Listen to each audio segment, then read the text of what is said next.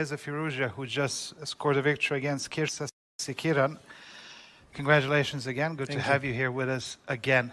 It seemed you have the comfortable victory. Did you expect it to be harder in this game? Yeah, sure. Normally, he's a very good theoretician and he knows what he's playing. But this time I think, messed up the move orders in opening. He forgot some things, but yeah, and then if this line you don't remember, then it will be very dangerous. And as we see in the game, it's very dangerous for black, and I get free advantage. So in the end, you had multiple ways to win. How difficult is it not to rush in a winning position, like to keep your horses and be steady and patient? Yes, of course, it's very difficult against such a resourceful player. All the top players are very resourceful, so it's very you should be very precise until the end and keep your cool. That's good. Well, okay, obviously you're now again in the lead alone, but let me ask you, who else apart from yourself would you like to see take the second place for the candidates? Oh, for me there is no difference. Probably Maxime, because we are teammates in France. So you would like Maxime. Okay, and just final question. You're now number 4 in the live ratings. Yeah. Does that matter to you? I am okay. I didn't know, but I knew that I am number 5, 6 around that. But yeah. Well, now you're number 4 in the live ratings. Yeah, sure. I mean, it's good. I'm improving the rating, but yeah, still many rounds left. Yeah, and until you reach number 1, it doesn't really matter. Well, thank you very much. That was Alireza Firouzja after his win over Grandmaster Sasikiran, and this is the position where Sasikiran spent a lot of time. After bishop d5, he played pawn to f5. Previously, Aronian chose bishop b6 against Nepo, and even Swiss Daruis chose bishop b6 against MVL.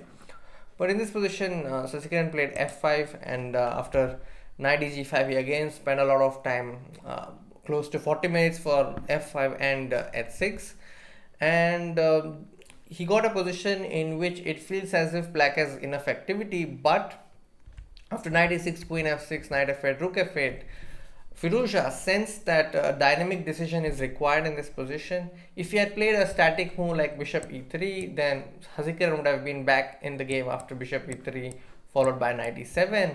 But after knight f8, rook takes f8, Alireza Firouzja played d4.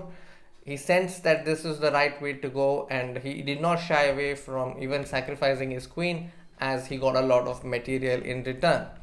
So that was a very convincing win by Alireza, who now moves to world number 4 and is now leading the tournament by a full point. Next, let me take a look at the game between Sethuraman and Van Forest Lucas.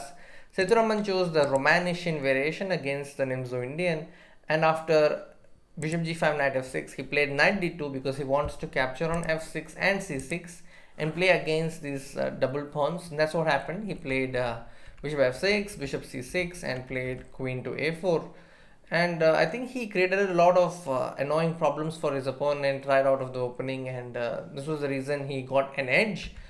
In this position, he picked up the pawn on d6 as well, and this knight on d6, very powerful.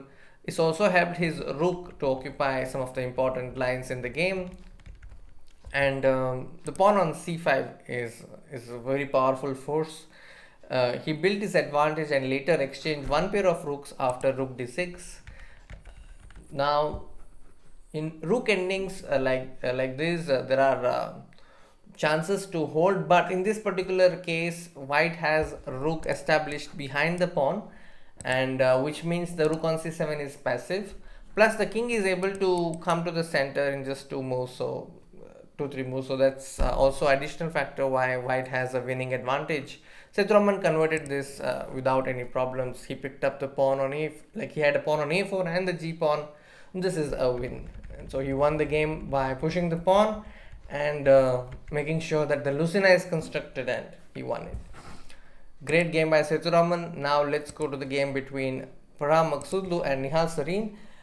Today, round 8, a lot of games ended in a draw by Perpetual, and this is one such game. Nihal played h6. This has been played by Nihal in Junior Speed Chess Championship as well. and he got a decent position out of the opening. And I think the critical moment is after rook a8, rook a8. Here Parha Maksudlu played e4. The point is you can't really take the pawn because there is queen takes e4 and queen drops.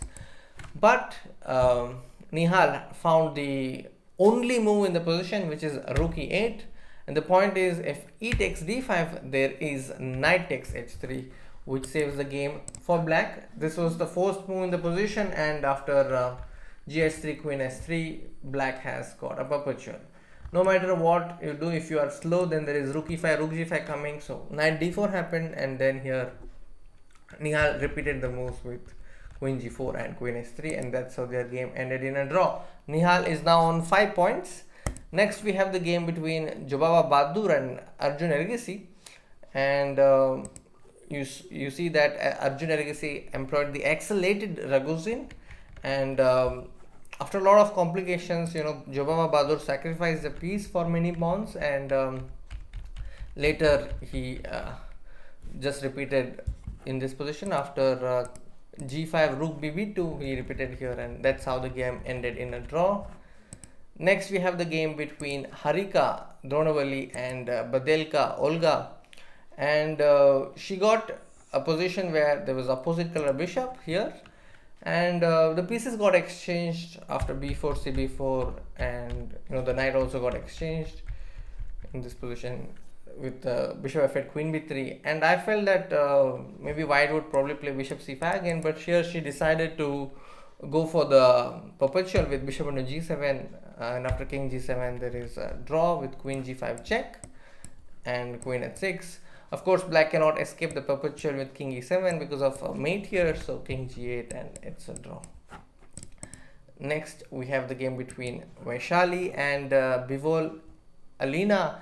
There's one moment which I really liked in this game where the queen came to d2, and here Vaishali played rook 5 e3, threatening rook d1, trapping the queen, and I think this was probably missed by her opponent, and in order to save her queen she has to give up a pawn with knight e6, and Vaishali happily picked up the pawn with knight e6 and queen e2. The pawn on e6 cannot be defended, and she had no problems in converting this endgame. She won this game.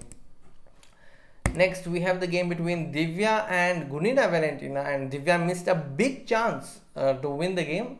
I'm going to take you through that moment after I think this position. Yeah, so here after rook d g8 you can see also the bar going really up. An exercise for you, what will you do as white?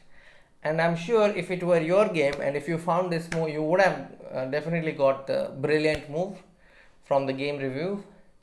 And yeah, it's white to move. The answer in this position is threatening a checkmate with a rook takes f7, and queen b7, queen d7 is a major threat, and the 7th rank is so vulnerable that there are no defenders. If black takes the rook, then there is queen takes f7, threatening queen c7 mate again, and even if you play queen h7, there is queen e6 check, and thanks to this bishop the king cannot really go and take shelter on a8, so he has to go to d8, and then comes the rook, which was sleeping for a really long time but is now coming. It's only making one move in the game, and that one move is crucial, and then it's checkmate. So this was one chance missed by Divya. Later she also missed a chance to hold the game. She went into this position with this position is equal, but then she had to give up her rook for the pawn, and then even in the rook bishop versus rook she had chances to hold, but she could not, and she lost this one. Next we have the game between Floris and Padmini, and Padmini kept her opening choice intact. She played the accelerated dragon again, and in this position after f6 king g8, I think her opponent could have built over her existing advantage with b5 and then taking the pawn on e7 because there is no rook d7.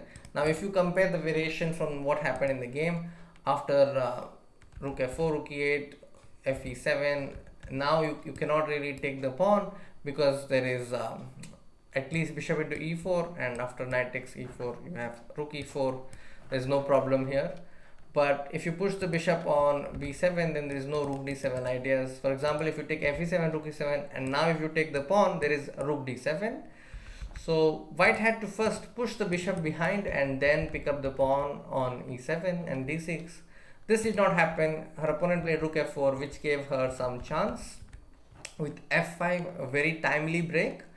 And then after the exchange of this knight and bishop, black got some open lines, as you can see, and then there was just mate after a few moves.